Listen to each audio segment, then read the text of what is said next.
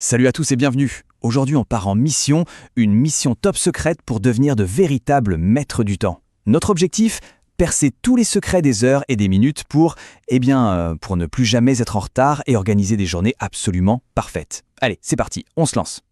Imaginez un peu le truc. Une journée de folie dans un parc d'attractions, avec des spectacles incroyables partout. Le problème, c'est qu'il y a tellement de choses à voir, comment on fait pour être sûr de ne rien rater ? Eh bien, ça c'est typiquement le genre de défi pour un maître du temps. Voilà la grande question qui est posée. Pour y répondre, notre plan de mission est super simple. D'abord, on va essayer de comprendre pourquoi le temps a des règles un peu bizarres. Ensuite, on va apprendre à le calculer comme des pros. Et enfin, on partira en mission pour mettre tout ça en pratique.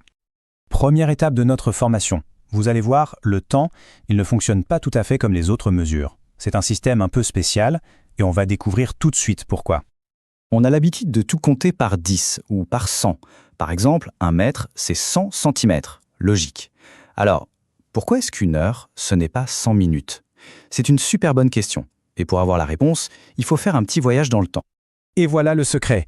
Tout vient des Mésopotamiens il y a des milliers d'années. Ils ont choisi de compter le temps en base 60. Pourquoi 60 ? Parce que c'est un nombre génial qui se divise super facilement. On peut le couper en 2, en 3, en 4.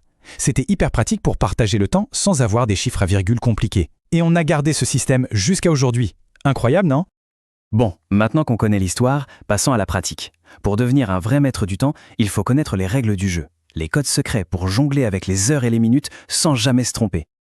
Alors, voici les bases, les règles d'or à connaître par cœur. Une heure, c'est 60 minutes. Ça, c'est la plus importante.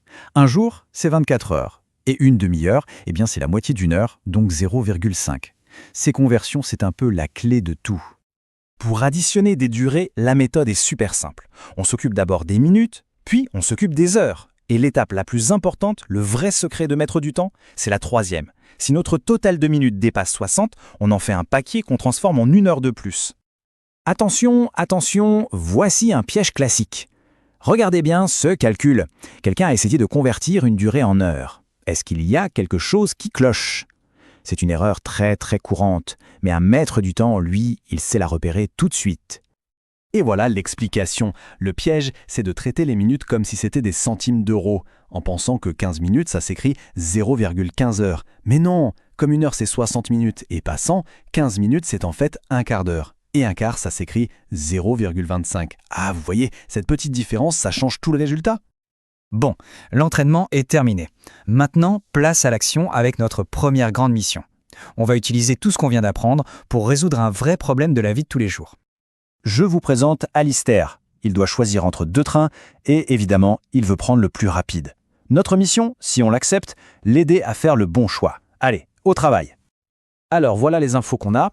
Le train numéro 1 part à 6h27 et le trajet dure 3h37. Pour le train numéro 2, on sait qu'il part à 7h23 et qu'il arrive à 11h18. Alors, comment on fait pour savoir lequel est le plus rapide ? Il va falloir sortir la calculatrice, ou plutôt notre cerveau de maître du temps.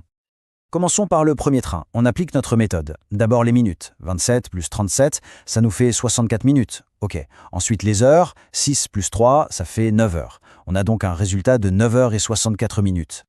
Mais attention, alerte, 64 minutes c'est plus qu'une heure. C'est là qu'on applique notre super pouvoir. On prend 60 de ces minutes pour faire un paquet qui devient une heure. Et il nous reste 4 petites minutes toutes seules. On ajoute cette nouvelle heure à nos 9 heures de tout à l'heure. Et 9 plus 1, ça fait 10.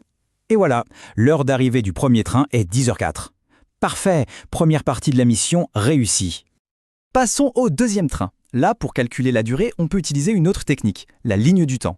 C'est super visuel. De 7h23 jusqu'à 8h, il y a 37 minutes. De 8h à 11h, facile, ça fait 3 heures. Et de 11h à 11h18, il y a 18 minutes. On additionne tout ça et on obtient 3 heures et 55 minutes.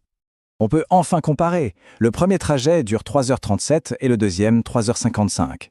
Le premier train est donc bien le plus rapide. Alistair peut partir l'esprit tranquille. Mission accomplie, bravo à nous. Et le plus cool dans tout ça, c'est que ces calculs, ils ne servent pas juste pour les trains ou les exercices de maths. En fait, on s'en sert partout, tout le temps, dans la vraie vie. Regardez ce panneau à l'aéroport. Il est 10h58 et la porte d'embarquement ferme à 11h10. Vite, combien de temps il nous reste? Eh bien, de 10h58 à 11h, ça fait 2 minutes, puis encore 10 minutes jusqu'à 11h10, 2 plus 10, ça fait 12 minutes. Vous voyez, c'est exactement le même genre de calcul. Bravo, notre formation est presque terminée. Pour être bien sûr de ne rien oublier, voici la fiche mémo, la boîte à outils indispensable de tout bon maître du temps qui se respecte. Voilà les 3 points essentiels à garder en tête. Premièrement, la règle d'or. 1 heure, c'est 60 minutes, pas 100. Deuxièmement, la méthode infaillible. On calcule toujours les minutes d'abord et les heures ensuite. Et troisièmement, l'astuce de pro, un petit dessin, une petite ligne du temps, ça aide toujours à y voir plus clair.